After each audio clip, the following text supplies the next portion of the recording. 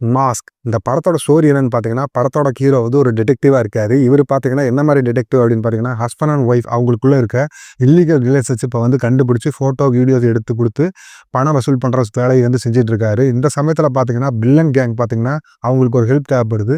அத பார்த்தீங்கன்னா, கவின் வந்து செஞ்சு குடுக்குறாரு. ஸோ, கவின் பார்த்தீங்கன்னா, ஒரு எத்திக்கோட வந்து அந்த வேலைய செஞ்சுட்டு இருப்பாரு. அந்த சமயத்தில பார்த்தீங்கன்னா, வில்லன் கேங்கோட பணத்த வந்து கொள்ளையடிச்சிடுறாங்க. அதாவது மாஸ்க் போட்ட கும்பல் பார்த்தீங்கன்னா, அந்த பணத்த வந்து கொள்ளையடிச்சிடுறாங்க. அந்த பணத்த கண்டுபிடிச்சு குடுக்கறதுக்காக கவின் கிட்ட போறாங்க. கவின் வந்து அந்த பணத்த கண்டுபிடிச்சாரா? இல்லையா? அப்படிங்கிறது தான் அந்த படத்தோட ஸ்டோரி. இந்த படத்துல பாசிட்டிவ் என்னன்னு பார்த்தீங்கன்னா, ஆண்ட்ரியாவோட ஆக்டிங் தான். அதாவது பார்த்தீங்கன்னா, 1001 படத்துக்கு அப்புறம் இந்த படத்துல பார்த்தீங்கன்னா, வில்லத்தனத்துல மிரட்டி எடுத்துட்டாங்க. பயங்கரமா வேற லெவல்ல நடிச்சிருந்தாங்க. அதே மாரி பார்த்தீங்கன்னா, கவின் அவருக்கு குடுத்த பெர்ஃபார்மன்ஸ் வந்து பார்த்தீங்கன்னா, ரொம்பவே நல்லா பண்ணியிருந்தாரு. இந்த படத்துல நெகட்டிவ் என்னன்னு பார்த்தீங்கன்னா, அந்த படத்தோட ஸ்டோரி லைன் தான். ரொம்ப பழைய ஸ்டோரி லைனா இருந்துச்சு. அதாவது நம்மள ஒருத்தங்க ஏமாத்திட்டாங்க. அதனால அவங்கள திருப்பி ஏமாத்தலாம். அவங்கள கொலை செய்யலாம். என்ன வேணா பண்ணலாம். அது ஈஸியா பண்ணிறலாம் அப்படிங்கிற மாரி எடுத்திருந்தாங்க. அது வந்து அந்த அளவுக்கு ஒர்க் அவுட் ஆகல.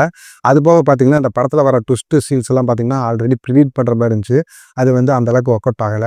படத்துல வர சாங்ஸ் எல்லாம் பார்த்தீங்கன்னா, தேவையில்லாத இடத்துல ஒரு 2 சாங் வச்சிருந்தாங்க. அந்த 2 சாங்குமே சரியா ஒர்க் அவுட் ஆகல. அது சாங்கும் கேட்கறக்கு வந்து அந்த அளவுக்கு ஒண்ணும் நல்லா இல்ல. இந்த படம் பார்த்தீங்கன்னா, ஒரு கிரைம் த்ரில்லர் படம். அந்த கிரைம் த்ரில்லர் படத்துல பார்த்தீங்கன்னா, போலீஸுக்கு வேலையே இல்ல. அதாவது பார்த்தீங்கன்னா, நைட் நேரத்துல போறாங்க. ஜாலியா திருடிட்டு அமௌண்ட்ட பேக்ல போட்டுக்கிட்டு, அவங்கவங்க வீட்டுக்கு எடுத்துட்டு போற மாரி காட்டுறாங்க. போலீஸுக்கு இங்க வேலையே இல்ல. கடைசியா இந்த ஏகப்பட்ட பேர்த்த கொலை பண்றாங்க. அந்த போலீஸ் எல்லாம் வந்து அத கண்டே பிடிக்காதா? யார் செத்தாங்க? யாரு கொன்னாங்க? அப்படிங்கிறது வந்து கண்டே பிடிக்காதா? நம்ம இந்த படத்த பார்க்க போறதுக்கு முன்னாடி நமக்கு கொஞ்சம் மூளை கழட்டி வச்சுட்டு போனோம்னா, நமக்கு படம் பார்க்கறதுக்கு பிடிக்கும்னு நெனைக்கிறேன். இந்த படத்துல பார்த்தீங்கன்னா, ஒரே ஒரு டிடெக்டிவ அனுப்பி ரூ. 440,00,00,000 பணத்த வந்து கண்டுபிடிக்க சொல்லி அனுப்புறாங்க. அவன் கூட ஒருத்தன கூட அனுப்ப மாட்டேங்கிறான். இவங்க கிட்ட என்ன ஆளே இல்லாத மாரி என்னமோ வில்லன் கேங் ஒரு பெரிய வில்லன் கேங்கா இருக்கு. 440,00,00,000 காணாம போன பிறகும் கூட, அவன் ஒருத்தன் தான் போய் கண்டுபிடிக்கணுமாமா. ஏன் கூட இன்னொரு ஆள் அனுப்பிவிட்டா என்ன? இந்த மாரி கூடவா யோசிக்க மாட்டாங்க? இந்த படத்துல பார்த்தீங்கன்னா, ஒரு இல்லீகல் ரிலேஷன்ஷிப் ஒண்ணு காட்டுறாங்க. அதாவது பார்த்தீங்கன்னா, அந்த ஹீரோ வந்து அந்த திருட்டு நடக்கிற இடத்துல மாட்டிக்கிறான். அங்கிருந்து தப்பிச்சு வந்து உடனே அவனுக்கு வந்து அந்த சம்பவத்த பண்ணிருவானோ அப்படின்னு சொல்லி உடனே ஒடியாரான்.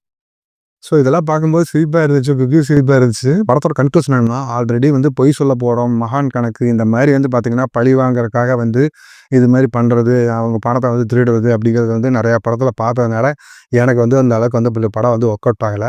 இந்த படத்துக்கான ரேட்டிங் பார்த்தீங்கன்னா, 10க்கு 6 குடுப்பேங்க. அதாவது இந்த படம் பார்த்தீங்கன்னா, நீங்க ஆண்ட்ரியாக்காக போய் பார்க்கலாம். ஆண்ட்ரியா தான் புரொடியூசரு. அவங்களுக்காக ஒரு தடவ போய் பார்க்கலாம். வீடியோ உங்களுக்கு புடிச்சிருந்துச்சுன்னா லைக் பண்ணுங்க, ஷேர் பண்ணுங்க. தொடர்ந்து இது மாரி வீடியோ பார்க்கறதுக்கு சப்ஸ்கிரைப் பண்ணுங்க. Thank you friends.